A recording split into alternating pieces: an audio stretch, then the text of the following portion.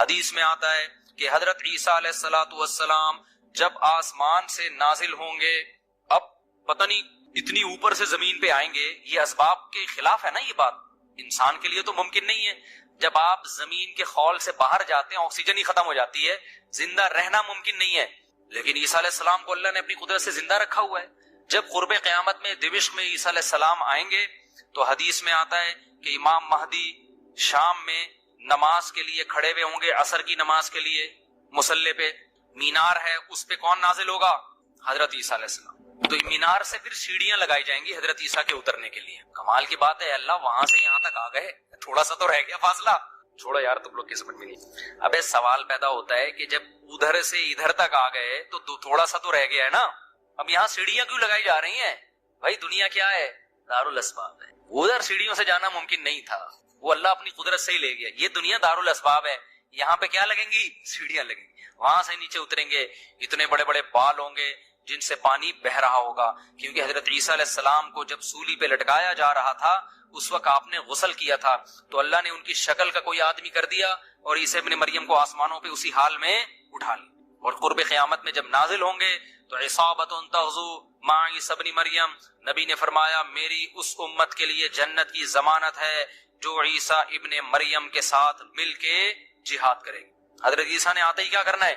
جہاد کرنا ہے۔ تو اور پھر ایسا جہاد ہوگا اما الاسلام و اما السیف، یا تو اسلام ہے یا تلوار ہے، بیچ کا کوئی راستہ نہیں ہے۔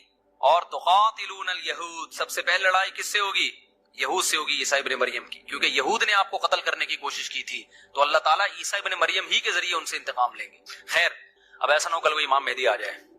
آج کل مارکیٹ میں امام مہدی کے نام پہ منجن بک رہا ہے، ہر تھوڑے دن میں کوئی مہدی۔ میرے والد صاحب ایک واقعہ بتایا کرتے تھے، ہماری محلے کی مسجد میں نا ایک آدمی بہت نیک تھا، عبادت کرتے کرتے نا اس کی کھوپڑی گھوم گئی اوپر سے۔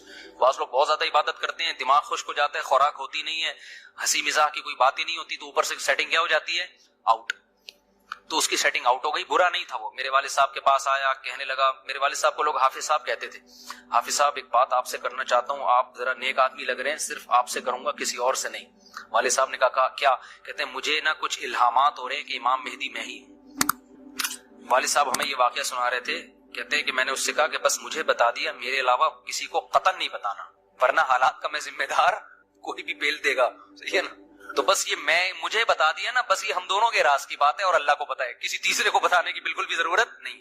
پھر والد صاحب نے اس کو بولا بھائی تو تھوڑا سا وظائف نا کم کر دے، تھوڑا سا نارمل لائف میں آ جائے، انسان کا بچہ بن جا، تیری کھوپڑی کیا ہو رہی ہے سیٹنگ کا۔ بہت سے امام مہدی اس چکر میں بنے ہیں، ہوتے نہیں ہیں۔ تو جب امام مہدی نے آنا ہوگا نا تو سب سے پہلی بات یہ کہ وہ مہدی ہونے کا دعویٰ نہیں کریں گے، ان کو لوگ کہیں گے کہ آپ مہدی ہیں، ان میں علامتیں دیکھ کے علماء ان سے خود کہیں گے، سارے پیچھے پڑ جائیں گے کہ آپ مہدی ہو۔ سمجھتے ہو کہ نہیں سمجھتے ہو؟ جو خود سے مہدی ہونے کا دعویٰ کرے وہ تو مہدی ہو ہی نہیں سکتا۔ اور جب امام مہدی ہوں گے تو عیسیٰ ابن مریم نازل ہوں گے، جس کے دور میں عیسیٰ نازل نہیں ہو رہے اس کا مطلب وہ مہدی ہے ہی نہیں۔ تو حدیث میں آتا ہے حضرت مہدی مصلی پہ کھڑے ہوں گے تو حضرت عیسیٰ علیہ السلام آئیں گے تو وہ حضرت مہدی ان کو مصلی پہ آگے کریں گے کہ آپ نماز پڑھائیں، لیکن حضرت عیسیٰ علیہ السلام کس کے حوالے کریں گے مصلی؟ کہ یہ نماز آپ ہی پڑھائیں گے۔ کیوں؟ مجھے اللہ نے نماز پڑھانے کے لیے نہیں، مجھے کس کے لیے بھیجا ہے؟ جہاد کرنے کے لیے بھیجا ہے، میں تلوار لے کے لڑائی کروں گا، یاجوج ماجوج کو قتل کریں گے۔ اب یاجوج ماجوج کہاں ہیں اس کے بارے میں کوئی صحیح بات ہمارے علم میں نہیں ہے، ویسے بھی اگر ہمیں پتہ چل جائے کہاں ہیں تو وہ دریافت ہو جائیں گے نا، اور قرآن کہتے ہیں قرب قیامت سے پہلے وہ دریافت بولو نہیں ہو سکتے۔ تو اللہ نے چھپا دیا ہے، ان کو چھپا دیا ہے، تو چھپایا ہے اس لیے کہ پہلے نہ پتہ چلے کدھر ہے۔ کچھ لوگ کہتے ہیں یہ چائنیز ہیں، کوئی بھروسہ نہیں ہے، ویسے لگتا ہے کہ شاید ہوں، کیونکہ وہ جو ذوالقرنین نے دیوار بنائی تھی نا، سیسا پلائی ہوئی اور پہاڑوں کے پیچھے دھکیل دیا تھا، اور پھر بڑی تعداد ہو گئی ان کی، حدیث سے پتہ چلتا ہے شاید وہ، لیکن بہرحال کوئی یقینی بات نہیں ہے۔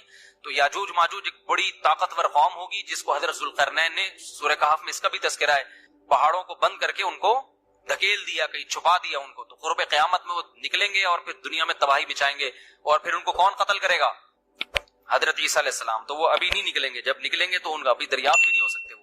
باقی وہ کچھ کہتے ہیں مریخ میں ہیں، کچھ کہتے ہیں کہاں ہیں، ہمیں نہیں پتا کہاں ہیں، بہرحال بظاہر تو لگتا ہے زمین میں ہی ہے، کیونکہ ذوالقرنین جو گئے تھے مشرق اور مغرب شمال جنوب کا انہوں نے سفر کیا، اسی زمین میں کیا تھا سفر تو واللہ عالم۔ ہمیں بس اجمالی طور پر ان چیزوں پہ ایمان لانا ضروری ہے، ان کی ڈیٹیل ہمیں بتائی نہیں گئی ہے تو ہمیں ڈیٹیل میں جانے کی اجازت نہیں۔ باقی قیاس آرائیاں ہوتی ہیں، صحیح بھی ہو سکتی ہیں، غلط بھی ہو سکتی ہیں۔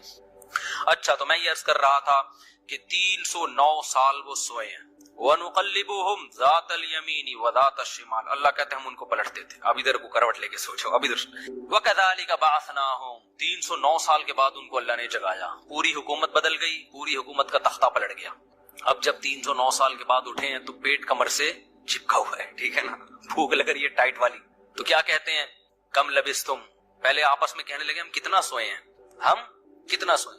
ایک نے کہا لبثنا یومن او بعض یوم، یا تو پورا دن سوئے ہیں، کیونکہ سورج جب ہم سوئے تھے تو یہاں تھا، اب یہاں ہے، لیکن جب یہاں ہے تو اس کا مطلب پورا دن تو نہیں سوئے ہم، پورا چکر تو ہو جانا چاہیے تھا نا۔ مثال کے طور پر وہ سوئے تھے مغرب کے وقت اور آنکھ کھل رہی ہے اشراق کے وقت، اب کنفیوز ہو رہے ہیں نا کہ یار اگر ہم تھوڑا سوئے ہیں تو یہ تو ہمیں لگ رہا ہے بہت زیادہ سوئے ہیں، 24 گھنٹے سے زیادہ تو سو نہیں سکتا کوئی، تو کہنے لگے یا تو ہم پورا ایک دن سوئے ہیں یا شاید اس سے کم سوئے ہیں۔ کم سونے پر یہ اعتراض ہو رہا ہے کہ نیند تو بڑی شاندار طریقے سے پوری ہوئی ہے، 4-6 گھنٹے میں ایسی ہوتی نہیں ہے، اور اگر زیادہ سوئے ہیں تو سورج جب ہم سوئے تھے وہ یہاں تھا، اب یہاں ہے، تو یہ تو 24 گھنٹے بھی پورے نہیں ہوئے، کیونکہ ان کا کیا خیال ہے کہ یہ 300 دفعہ پلٹ کے سورج آ چکا ہے۔ جب کافی دیر ان کی بحث ہوئی تو کہنے لگے ربکم اعلم بکم، اللہ ہی جانتا ہے بھائی کتنا سوئے ہیں، اس بحث سے کوئی فائدہ نہیں ہے، ابھی تو روٹی کی فکر کرو۔ فابعثوا احدکم بورقکم، یہ سکہ رائج الوقت لے کے جاؤ اور روٹی لے کر آؤ۔ اب دیکھو یہاں بھی وہ اللہ پہ توکل کر سکتے تھے کہ ہم جا رہے ہیں، پیسے لے جانے کی ضرورت، ہم نے اللہ کے لیے قربانی دی ہے، کھلائے گا کون ہمیں؟ اللہ۔ نا بھائی، اللہ نے کہا ہے جتنے اسباب اختیار کر سکتے ہو کرو، تم ایک اجنبی جگہ پہ جا رہے ہو، تمہارے پاس سکے ہونا، پیسے تو لے کے جاؤ۔ عربوں میں نا جب زمانے جاہلیت میں حج ہوتا تھا تو دور دور سے جو عرب قبیلے بیت اللہ آتے تھے پیسے نہیں لے کے آتے تھے ساتھ میں، کہتے تھے کہ ہم اللہ کے گھر کی زیارت کے لیے جا رہے ہیں تو کھلائے گا کون ہمیں؟ اللہ، ہم پیسے نہیں لے کے جائیں گے، یہ تو توکل کے خلاف ہے یار، اللہ کے مہمان۔ وہ مثال ایسے دیتے تھے جیسے آپ اپنی نانی کے جا رہے ہو اور اپنے کھانا ساتھ لے کے جا رہے ہو، تو نانی کو غصہ آئے گا نا، بیٹا میں نے تیری دعوت کی ہے تو کھلاؤں گی کون؟ میں کھلاؤں گی تجھے، تو اپنے ساتھ کھانا کیوں لے کر آیا ہے؟ تو کہتے تھے جب ہم کسی کے مہمان ہوتے ہیں تو کھانا ساتھ نہیں لے کے جاتے، میزبان کا کام ہے، تو ہم اللہ کے گھر پہ جا رہے ہیں، ہم پیسے لے کے نہیں جائیں گے، اللہ پہ توکل کریں گے۔ جب پیسے ختم ہوتے نا تو بھیک مانگ رہے تو بھائی کو اللہ کے نام پہ کوئی کھانا دے دے یار، کوئی تو روٹی دے دے۔ جب پیسے ختم ہوتے تو کیا کرتے یار؟ کہیں سے جگاڑ، پھر چوریاں چکاریاں شروع کر دیتے۔ تو قرآن میں اللہ نے آیت نے نازل کی وَتَزَوَّدُوا، جب حج کے لیے جاؤ تو زاد راہ لے کے جاؤ، پیسے لے کے جاؤ۔ کیوں؟ فَإِنَّ خَيْرَ الزَّادِ التَّقْوَىٰ، سب سے بہترین زاد راہ تقوی ہے، وہ توکل جو تمہیں بھکاری بنا دے، گناہگار، کیونکہ بھکاری پن یہ تقوی کے خلاف ہے، تو پہلے تقوی کی فکر کرو کہ لوگوں کے سامنے ہاتھ نہ پھیلانے پڑے۔ تو ان کو بتا دیا اللہ نے صحابہ کو کہ توکل کا یہ مطلب نہیں ہے کہ دنیا میں اسباب اختیار نہ کرو، حج پہ جا رہے ہو تو پیسے لے کے جاؤ سارا۔ تبھی فقہا کہتے ہیں، فقہا نے دین کو خوب سمجھائے کہ حج صرف اس پہ فرض نہیں ہو جاتا کہ آنے جانے کا انتظام ہو جائے، نہ، حج اس پہ فرض ہوگا آنے جانے کا انتظام بھی، راستے میں کھانے کا انتظام بھی، اور جتنے دن آپ گھر کی مارکیٹ سے شارٹ رہو گے بیوی بچوں کے کھانے کا بھی انتظام۔ آپ کا حج کا آ گیا بھائی، آپ نے کہا میرا جہاز کا ٹکٹ بھی ہو گیا، ہوٹل کا کرایہ بھی ہو گیا، کھانے پینے کا انتظام بھی ہو گیا، نکل گئے 40 دن کے لیے، بچے کہہ رہے ہیں ابا مارکیٹ سے کیا ہو گیا، ابا ہم کیا کھائیں یہاں پہ؟ تو ابا کہہ رہا ہے بیٹا میرے لیے چونکہ آنے جانے کا پراپر انتظام ہو گیا تھا تو مجھ پہ حج فرض ہو گیا ہے، کیونکہ اللہ نے کہا ہے جس میں استطاعت ہے حج فرض ہے، تو مجھ میں استطاعت ہی حج فرض ہے۔ تو بچے کہیں گے ہمارا کیا قصور ہے؟ اس لیے علماء نے بیان کیا کہ استطاعت میں یہ بھی داخل ہے کہ آپ کا بھی اور جن کی آپ کفالت کر رہے ہو، جو آپ کی شرعن ذمہ داری ہے، ان کا بھی انتظام ہو۔ سمجھتے ہو کہ نہیں سمجھتے ہو؟ تو انہوں نے اپنے ساتھ سکے لے کے گئے ہوئے تھے، وہ سکہ رائج الوقت، جب نکاح ہوتا ہے نا تو سکہ رائج الوقت، میں نے سکہ رائج الوقت میں آپ کا نکاح فلاں، میں یہ لفظ نکال دیا ہے، اتنے پیسوں میں کرایا ہم نے، کیونکہ رائج الوقت ہی سکے چلیں گے نا، یہاں نکاح میں ڈالر تھوڑی دیں گے۔ کبھی خربوزہ خریدتے ہوئے کہا کہ سکہ رائج الوقت کے مطابق یہ خربوزہ کتنے روپے کلو ہے، جیسے وہاں سیدھا سیدھا بولتے ہو بھائی خربوزہ کتنے روپے کلو ہے، تو مہر میں بھی وہی ہے، جب پاکستان میں شادی ہو رہی ہے تو پاکستانی روپے میں ہی ہوگی، اس میں الگ سے سکہ رائج الوقت بتانے کی ضرورت نہیں، لوگ کہہ رہے تو سکہ رائج الوقت کے مطابق، تو وہاں سے میری زبان پہ یہ آیا ہے۔ تو انہوں نے کہا بھائی یہ سکہ رائج الوقت ہے، اس کو لے کے جاؤ اور کھانے پینے کا انتظام کرو۔ پھر کہنے لگے دیکھو وَلْيَتَلَطَّفْ، چپکے سے جانا، وَلَا يُشْعِرَنَّ بِكُمْ أَحَدًا، کسی کو تمہارے بارے میں پتہ نہ چلے، ایسے منہ لپیٹ کے نا چھپڑ میں جانا اور روٹی لے کے چھپڑ میں واپس آ جانا۔ اس سے بھی پتہ چل رہا ہے کہ وہ اپنی حفاظت کا پورا انتظام کر رہے ہیں، پھر اللہ پہ توکل کر رہے ہیں، کتا بھی ساتھ لے کے جا رہے ہیں تاکہ اجنبی لوگوں سے ہماری حفاظت ہو، یہ بھی پورا انتظام۔ اور اس کے بعد بھی ایک بندے کو بھیج رہے ہیں بھائی لپٹ کے جانا, پتہ نہ چلے پکڑے نہ جائیں ہم.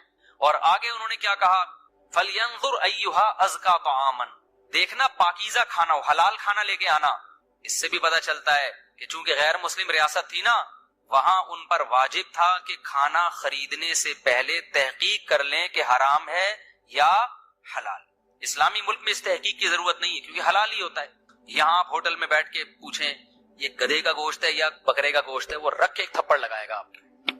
کیوں بھائی؟ غالب یہی ہے کہ جب سامنے والا انسان ہے اور مسلمان ہے تو گوشت بھی انشاءاللہ حلال ہی ہوگا. سامنے والا گدھا نہیں ہے تو گوشت بھی گدھے کا. یہاں بھی گدھے کے گوشت بکے ہیں مگر ان کا ریشو کم ہے نا, عموماً تو حلال ہی ہوتا ہے. لیکن جب آپ غیر مسلم ریاست میں جاتے ہیں, پھر جب بھی آپ کوئی چیز خریدیں گے تو آپ پر تحقیق کرنا واجب ہے, بھائی یہ حلال ہے یا نہیں. میں یورپ میں جہاں بھی ہوٹل میں جاتا تھا پہلے پوچھتا تھا ابے یہ مرغی حلال ہے کہ حرام ہے, وہ کہتا تھا حلال ہے. کیسے پتا چلا حلال ہے؟ ٹھپا تو سب نے لگایا ہوا ہوتا ہے حلال کا. کہاں سے خریدی آپ نے؟ وہ بتاتا تھا فلاں سے. میں نے کہا آپ کو پتا ہے کہ وہ ہاتھ سے ذبح کرتے ہیں؟ کہ جی ہمیں تو نہیں پتا. میں نے کہا پھر ہم بھی نہیں کھائیں گے. بھائی یہ غیر مسلم ریاست میں یہ تحقیق کیا ہے؟ اطمینان ہو جائے کہ ہاں جی ہاتھ کا ذبیحہ ہے, بسم اللہ اللہ پڑھ کے کرے تو پھر آپ کھا سکتے ہیں, ادروائز نہیں کھا سکتے آپ. پھر آپ چلغوزے کھائیں, کچھ بھی کھائیں, گزارا کریں آپ. سمجھتے ہو؟ تو ان لوگوں نے بھی کیا, حالانکہ یہ کتنے شدید بھوکے تھے نا, ان کو تو چاہیے تھا بولتے یار تو جا اور جو ملے لے آ بس اٹھا کے. ٹھیک ہے نا, جو ملے. ابھی حلال حرام کے چکر میں پڑنے کی ضرورت نہیں, بہت ہو گیا یار, بھوک دیکھ یار, ابھی تو ابھی پھر بھی جا کے حلال حرام کی تحقیق کرے گا. ابے جو ملے اٹھا کے لے آ. نا نا نا نا, حلال لے کے آنا, حرام سے اوائڈ کرنا. اب جب وہ بندہ آیا نا سکہ رائج الوقت لے کے, تو جب وہ اس نے سکہ دیا تو وہ دکاندار نے بولا بھائی یہ کون سے زمانے کا سکہ لایا بھائی تو؟ ٹھیک ہے نا, یہ کرنسی تو کیا ہو گئی ہے, 300 سال پہلے یہ نوٹ ختم ہو چکے ہیں. اس پہ تو جس بادشاہ کی تصویر ہے وہ بھی بت پرست بادشاہ تھا, اس کا تو خاتمہ ہو گیا ہے. یہاں تو جہاد ہوا, دوسری قوموں نے حملہ کیا, پوری ریاست کیا ہو گئی ہے, ختم. اچھا وہ بھی دیکھ رہا تھا کہ یار یہ تو وہ شہر ہی نہیں لگ رہا, میں کوئی گوگل نے غلط تو نہیں بتا دیا کہیں مجھے ہے. بھائی وہ بھی یہی سوچ رہا نا جو کہ بھئی میں کہاں ہوں, یہ وہ جگہ ہی نہیں لگ رہی. تو 309 سال میں تو سب کچھ چینج ہو جائے گا نا. بالآخر قرآن میں چونکہ اختصار ہے, بہت شارٹ واقعات سناتا ہے. بالآخر کیا ہوا کہ لوگوں نے اس سے پوچھا تم کون ہو, اس نے پوچھا بھائی وہ کہاں ہے, انہوں نے کہا وہ تو 309 سال پہلے ونس اپون اے ٹائم ایک حکومت تھی, پھر یہ ہوا, پھر علامتیں دیکھی گئی, یہ پرانے سکے نکلے. تو لوگوں کو, اچھا ان لوگوں کی ہسٹری بھی لوگوں کو پتا تھی کہ پرانے وقتوں میں چند نوجوانوں نے اللہ کے لیے قربانی دی تھی اور اپنے علاقے سے ہجرت کر کے چلے گئے تھے. ان کے نام یہ تھے, ان کی علامتیں یہ تھی. تو اس سے بھی لوگوں کو نا ہسٹری سے پتا چل گیا بھائی یہ کون لوگ ہیں, یہ وہی لوگ ہیں. تو پھر بہرحال جب ہو گیا تو ان کی تو بڑی واہ واہ ہو گئی, یار یہ تو بڑے کرامتی بزرگ ہیں, یہ تو 300 سال سے کہاں سو رہے تھے, غار میں سو رہے تھے. سب نے ان کو بلایا, بھائی ان کا تو بڑا اکرام ہوا. میں اب آگے میں اپنے اسٹائل میں بیان کر رہا ہوں, قرآن میں نہیں لکھا ہوا, جو ہوتا ہے ایسے موقع پہ.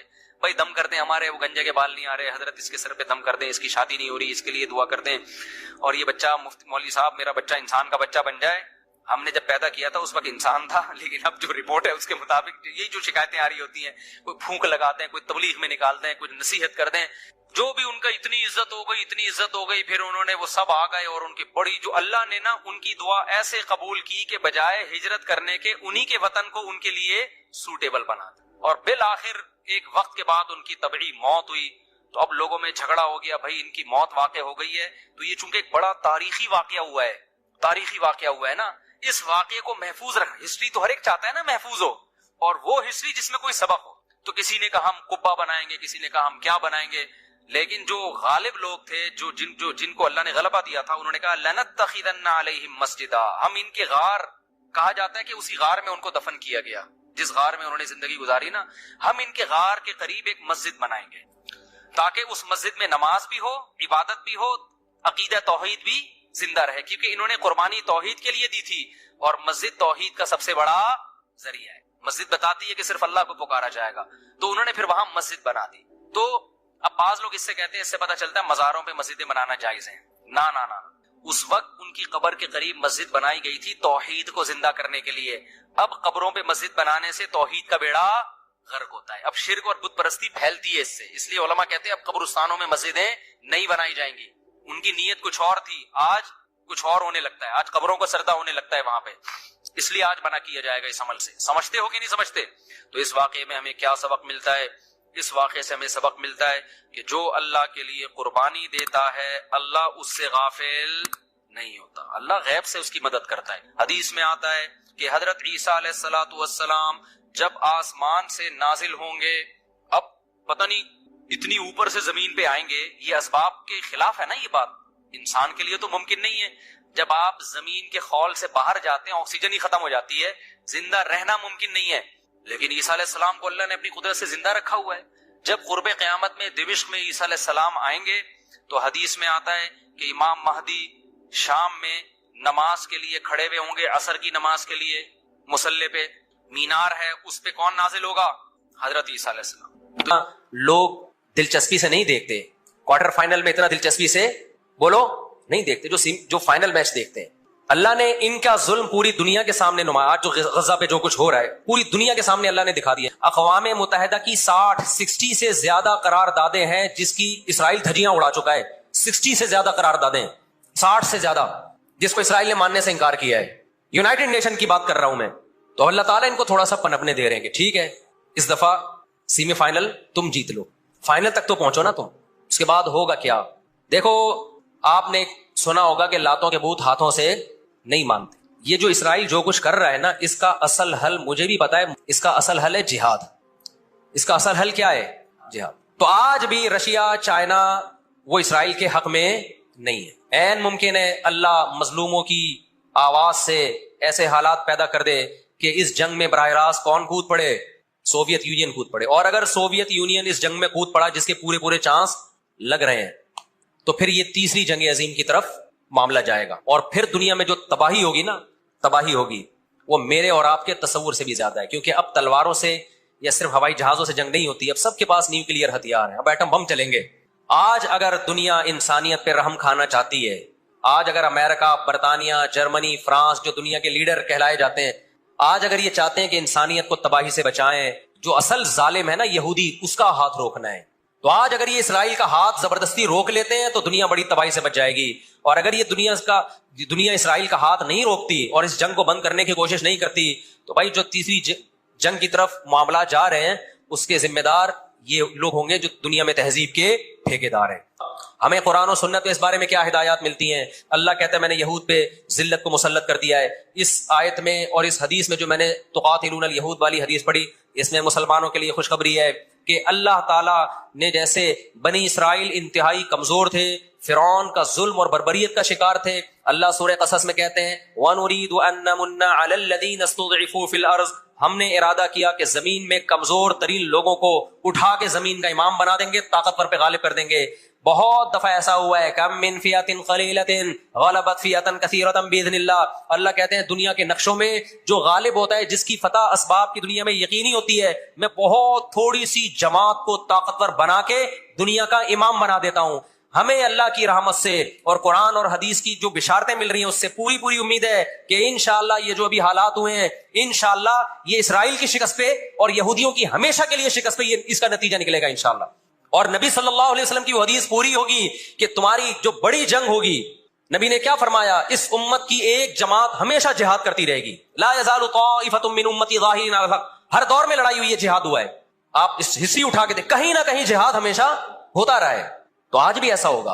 اور بالآخر یہ معاملات اگر بین الاقوامی دنیا نے کنٹرول نہیں کیے تو نبی صلی اللہ علیہ وسلم کی پیش گوئیاں انشاءاللہ بہت جلد پوری ہونے والی ہیں. اور یہ جو ان کو عزت ملی ہے نا، یہ اصل میں بہت بڑی ذلت کی تمہید ہے. جب کسی کی بہت بڑی بےزتی کرنی ہوتی ہے تو اس کو پہلے بہت زیادہ عزت دینی پڑتی. اس وقت دنیا میں دو بڑی طاقتیں ہیں جو اس وقت تیسری ورلڈ وار کی طرف دنیا کو لے کے جا رہی ہیں.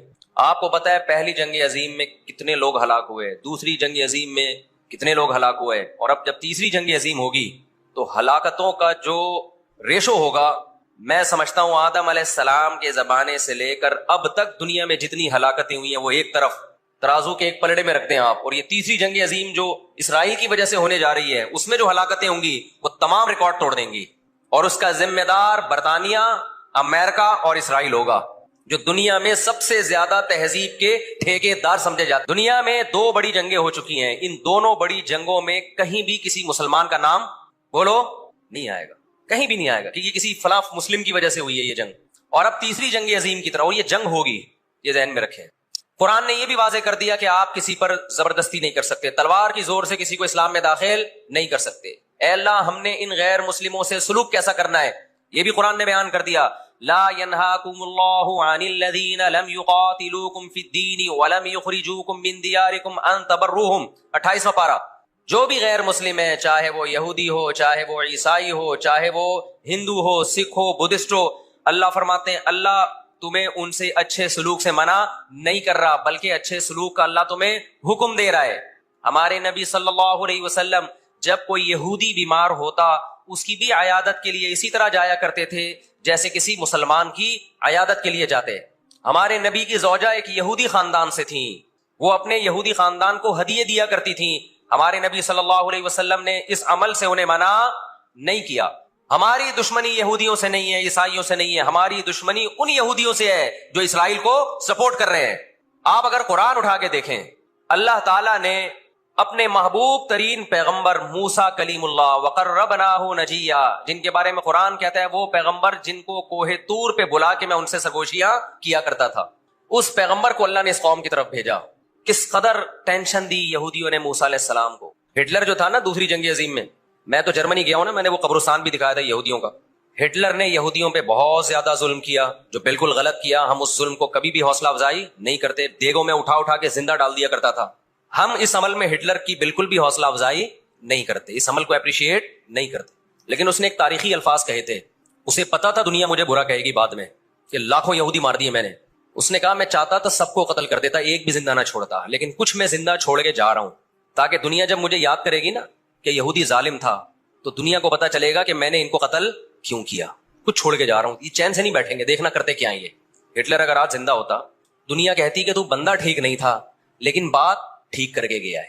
جیسے مشرف بندہ ٹھیک نہیں تھا لیکن بات، اس نے کہا نا دنیا کس کی زبان مانتی ہے؟ ڈنڈے کی. بات ٹھیک کر کے گیا ہے. اور میں آپ لوگوں کو بھی کہتا ہوں، آپ کا گھر بھی ایک چھوٹی سی ریاست ہے، گھر میں آپ کا روب ہوگا تو صحیح چلے گا. گھر روب نہیں ہے تو بھی دماغ سے نکال دو کہ میں محبت اور امن شانتی کے ساتھ گھر صحیح چلے گا. امن شانتی سے ہی چلتا ہے گھر. روب کا ہونا بھی کیا ہے، اس کے بغیر نہیں ہوتا گزارا. سمجھتے ہو کہ نہیں؟ تو اللہ نے آدمی کو آدمی اس لیے بنایا ہے کہ اس کا تھوڑا روب رہے گھر کے اندر. روب ختم تو گھر سے بڑی مصیبت پھر کوئی نہیں ہے. دنیا بھی اسی اصول پہ چلتی ہے. قرآن نے ان کے بارے میں کیا کہا؟ ضربت علیہم الذلہ، ہم نے ان پر ذلت کو دے مارا ہے. آپ کو پتا ہے کہ یہود کا لفظ اتنی بڑی گالی دنیا کے لیے بن گیا تھا. ایران میں بہت زیادہ یہودی ہیں، پتا ہے آپ کو؟ اسرائیل کے بعد سب سے زیادہ یہودی ایران میں ہے، لیکن انہوں نے اپنا نام ایران میں یہود نہیں رجسٹرڈ کروایا، کلیمی رجسٹرڈ کروایا ہوا ہے موسیٰ کلیم اللہ کی نسبت. کیوں؟ ان کو پتا ہے کہ یہود کا لفظ دنیا میں کیا بن چکا ہے؟ گالی. شرم آئے گی کسی کو بتاتے ہوئے کہ میں یہودی ہوں، اس لیے ایران میں انہوں نے اپنے آپ کو رجسٹرڈ کس نام سے کروایا ہے؟ کلیمی کہتے ہیں ان کو. میں مانتا ہوں سارے یہودی ایسے نہیں ہوتے، میں نے پہلے وضاحت کر دی، ہمیں یہودیوں سے دشمنی نہیں ہے، کیونکہ قرآن جہاں یہودیوں کی برائی بیان کرتا ہے وہاں قرآن یہ بھی کہتا ہے لیسوا سواء، سارے ایک جیسے نہیں ہیں. قرآن اعتدال سے بات کرتا ہے، سارے ایک جیسے نہیں ہیں. لیکن جتنا شر اور فساد اس قوم میں ہے، قرآن کہتا ہے کہ اتنا دنیا میں کسی اور قوم میں نہیں ہے. لا تجدن اشد الناس عداوۃ للذین آمنوا اليہود، اللہ کہتے ہیں تم مسلمانوں کا سب سے بڑا دشمن دنیا کی جتنی قومیں ہیں ان میں سب سے بڑا دشمن کس کو پاؤ گے؟ یہود کو پاؤ گے. اس کے بعد مشرکین کو پاؤ گے، اور اسلام کے سب سے زیادہ قریب تم کس کو پاؤ گے؟ نصارہ کو، عیسائیوں کو پاؤ گے. آج امریکہ اسرائیل کو غلط کہہ کے بھی کس کا ساتھ دیتا ہے؟ مجھے یاد ہے چند سال پہلے امریکی صدر نے بیان دیا تھا اسرائیل نے یہ غلط کیا ہے، یونائٹڈ نیشن کے لا کی پابندی نہیں کی ہے، لیکن ہم پھر بھی کس کے ساتھ ہیں؟ پورے الفاظ بتا رہا ہوں میں، پھر بھی ہم کس کے ساتھ ہیں؟ مانتے ہوئے. اس کو پتا ہے، وہ اس کی مثال وہ 50-50 میں ایک آیا کرتا تھا نا، 50-50 میں ایک کلپ وائرل ہوا ہے کہ کمنٹری ہو رہی ہے کہ سلیم اللہ بہت اچھا کھیل رہا ہے اور کلیم اللہ تو کھیل ہی نہیں رہا. اب لوگ جو کمنٹری کرنے والا ہے اس سے کہہ رہے ہیں یا تو کھیل ہی نہیں رہا، وہ جو تماشائی تھے وہ چھوڑ کے جانے لگے تو غلط کمنٹری کر رہا ہے. اس نے کہا تم جہنم میں چلے جاؤ لیکن کھیل یہی صحیح رہا ہے، بھلے تم جاؤ. وہ انہوں نے کہا ہم گھر جا رہے ہیں، انہوں نے کہا تم گھر نہیں، تم جہنم میں جاؤ، لیکن یہی سلیم اللہ بہترین کھیل رہا ہے. پھر دکھایا کہ پیچھے بندوق رکھی ہوئی ہے کسی نے. تو اس وقت امریکہ کو گچی سے کس نے پکڑا ہوا ہے؟ طاقت امریکہ کے پاس زیادہ ہے، سازشیں کس کے پاس زیادہ ہیں؟ اسرائیل کے پاس. معیشت پہ ایسا قبضہ کیا ہوا ہے، گچی سے پکڑا ہوا ہے کہ ہلنا نہیں. آج دنیا میں سب سے زیادہ دہشت گردی کا شکار مسلمان ہو رہا ہے، کشمیر میں بھی. اور میں کشمیر کے بارے میں نیوز چینل کی رپورٹ پیش نہیں کر رہا، میں دنیا میں جاتا ہوں، مقبوضہ کشمیر کے مسلمانوں سے بھی ملتا ہوں.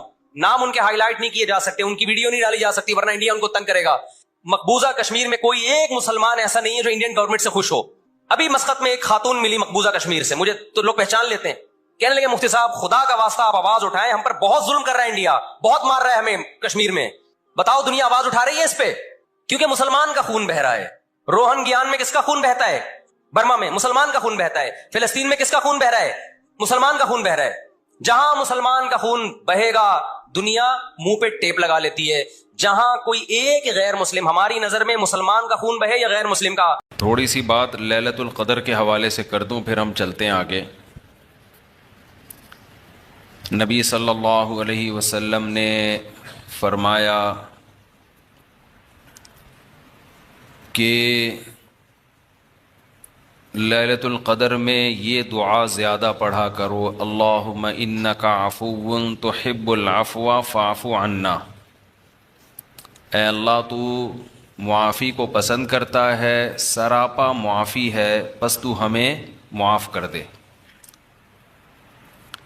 قرآن میں 2 جگہ اللہ نے لیلۃ القدر کی فضیلت بیان کی، ایک سورہ دخان میں اور ایک سورہ قدر میں. سورہ دخان میں کہا انا انزلناہ فی لیلۃ مبارکہ، ہم نے اس قرآن کو نازل کیا برکت والی رات میں. اور سورہ قدر میں ہے انا انزلناہ فی لیلۃ القدر، ہم نے قدر کی رات میں اس کو نازل کیا. اور دونوں جگہ قرآن میں ہے تنزل الملائکۃ والروح فیہا من کل امر باذن ربہم من کل امر، کہ فرشتے اس رات میں اللہ کے حکم کو لے کر نازل ہوتے ہیں. اور سورہ دخان میں کہا فیہا یفرق کل امر حکیم، ہر حکمت والے فیصلے اس رات میں کیے جاتے ہیں. تو یہ سب لیلۃ القدر کے بارے میں ہے. اس کو لوگ شب برات پر لے جاتے ہیں. اور قرآن میں ہے خیر من الف شہر، 1000 مہینے سے بہتر ہے. تو اس لیے لیلۃ القدر کو تلاش کرنا چاہیے. ہمیں متعین طور پر وہ بتائی نہیں گئی ہے، بتایا گیا تھا نبی صلی اللہ علیہ وسلم کو، لیکن آپ کو بھلا دیا گیا. اس میں حکمتیں ہیں، مصلحتیں ہیں. بڑی حکمت یہ ہے کہ اگر بتا دی جاتی تو ہم رمضان کے آخری عشرے میں پوری میں عبادت نہ کرتے، پورے سال سوتے رہتے، پورے رمضان سوتے رہتے، اور خاص اس رات کو کچھ اللہ اللہ کر لیتے. اور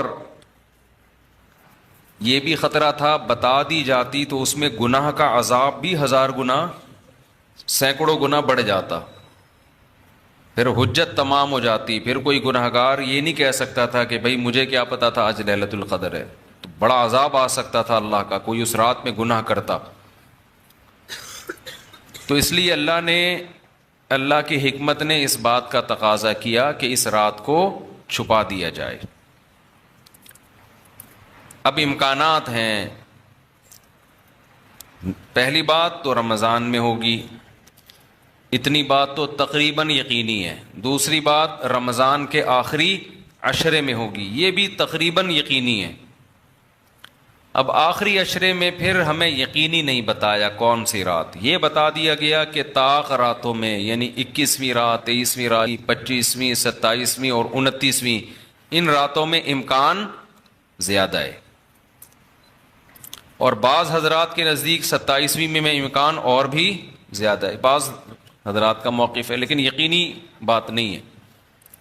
تو طاق راتوں میں یعنی کوشش تو کریں رمضان کے آخری عشرے میں عبادت کریں، ورنہ کم سے کم آخری درجہ کیا ہے کہ رمضان کی طاق راتوں میں خود بھی نماز، تلاوت اور دعا میں دل لگائیں، اور اپنے گھر والوں کو بھی نمازوں اور تلاوت میں لگائیں، دعاؤں کو بچوں کو بھی لگائیں.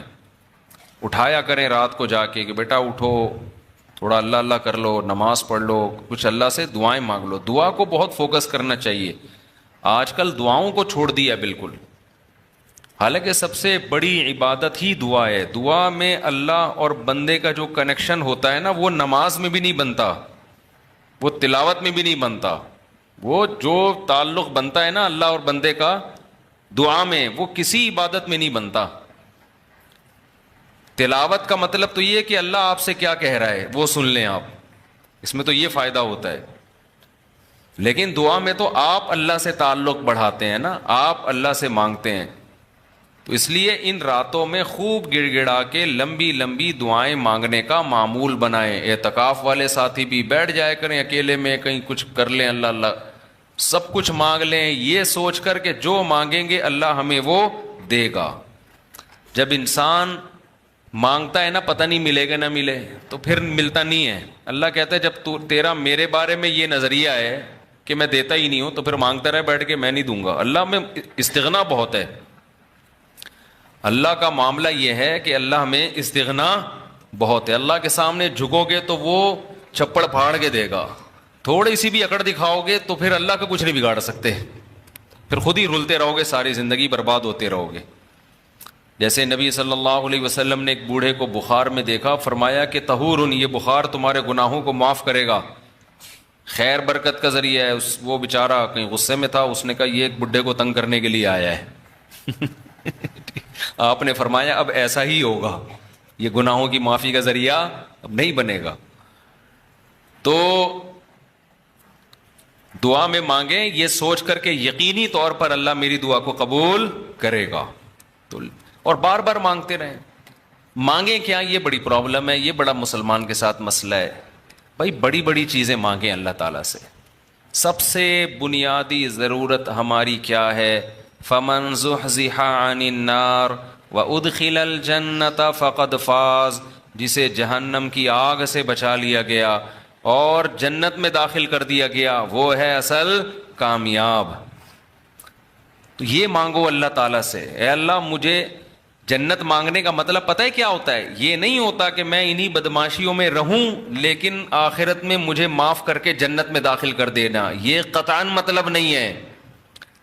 جنت مانگنے کا مطلب یہ ہے کہ اے اللہ وہ کاموں کی توفیق دے دے جن کی وجہ سے جنت ملتی ہے. کیونکہ یہ تو بہت کفر ہے ایک طرح کا کہ میں رہوں ایسے ہی, اور یعنی یہ تو گویا اللہ کی آیات کا مذاق اڑانے والی بات ہو گئی. تو ہدایت مانگے, ہدایت, سیدھا راستہ, ایسا راستہ کہ جس پہ چل کے کیا ملتی ہے؟ جنت. اس راستے پہ چلا دے. یہ سب سے زیادہ مانگا کریں.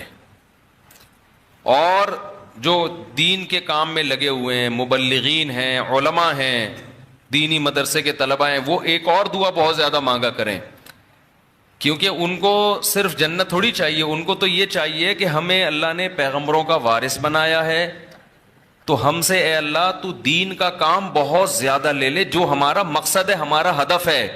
اگر ایک عالم کاروبار کامیاب کر کے چلا گیا تو یہ کون سا تیر مار لیا اس نے, یہ کوئی اس کا اصل کام تھوڑی تھا.